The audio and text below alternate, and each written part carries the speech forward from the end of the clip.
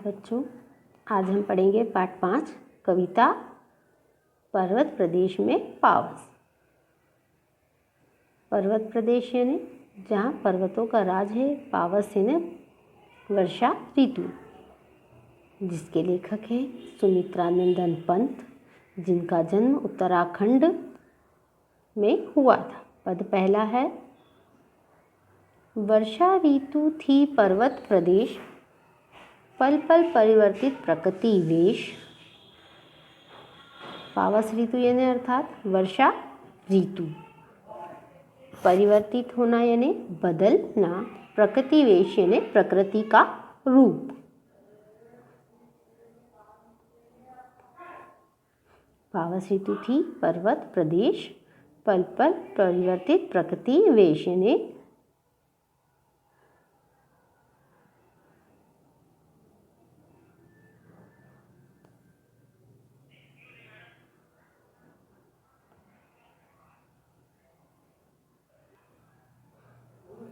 प्रस्तुत पद्यांश हमारी हिंदी की पाठ्य पुस्तक स्पर्श भाग 2 से लिया गया है।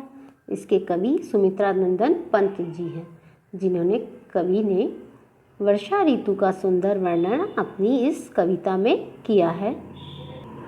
कवि कहता है कि पर्वतीय क्षेत्र में वर्षा ऋतु का प्रवेश हो चुका है यानी आगमन हो चुका है, जिसकी वजह से प्रकृति के रूप में बार बार बदलाव हो रहा है। कभी बारिश होती है तो कभी धूप निकल आती है।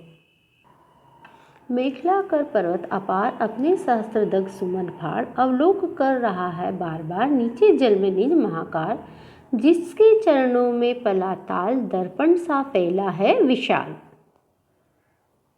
इस पद्यांश में कवि ने पहाड़ों के आकार की तुलना करघनी अर्थात कमर में बांधे जाने वाले आभूषण से की है।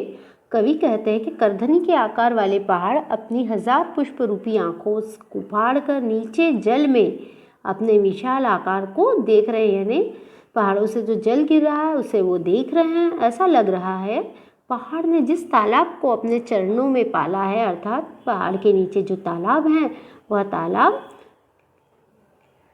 पहाड़ के लिए आईने का काम कर रहा है। जिस प्रकार हम तैयार होकर आईने में अपना चेहरा देखते हैं, उसी प्रकार यह भी देख रहे हैं।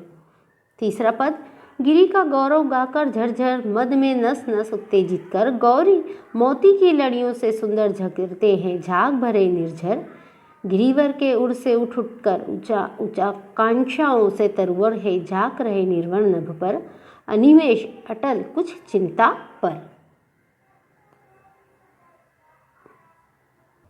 इस पद्यांश में कवि कहते हैं कि मोती की लड़ियों के समान सुंदर झरने झरझर की आवाज़ करते हुए बह रहे हैं। ऐसा लगता है मानो कि पहाड़ों का वो गुणगान कर रहे हैं, अर्थात पहाड़ों की तारीफ कर रहे हैं, और उनकी करतल ध्वनि नस नस में उत्साह और प्रसन्नता भर रही है। अर्थात करतल ध्वनि पहाड़ों के ऊंचे हृदय से उठ कर अनेकों पेड़ उच्च उठने की इच्छा लिए एक टक दृष्टि से स्थिर होकर शांत आकाश को इस प्रकार देखते हैं मानो कि वो किसी चिंता में डूबे हुए हों, अर्थात वे निरंतर ऊंचा उठने की प्रेरणा दे रहे हैं कि हमें हमेशा ऊपर ही उठते रहना है, आगे ही बढ़ते रहना है।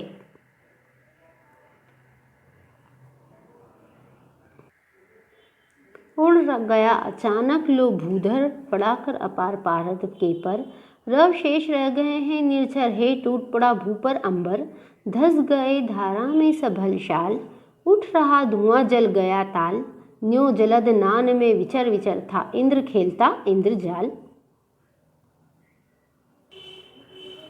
इस पद्यांश में कवि कहता है कि तेज बारिश के बाद मौसम ऐसा हो गया है कि मानो घनी धुंध के कारण लग रहा हो पहाड़ कहीं उड़ गए हों, अर्थात पहाड़ गायब हो गए हैं, क्योंकि बारिश के बाद धुंध होने लगी, पूरा आकाश ही धरती पर आ गया हो।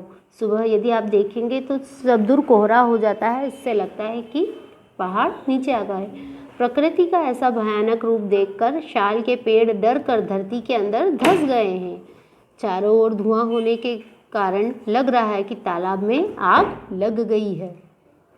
ऐसा लग रहा है कि ऐसे मौसम में इंद्र भी अपने बादल रूपी विमान को लेकर इधर उधर जादू का खेल खेलते हुए घूम रहे हैं।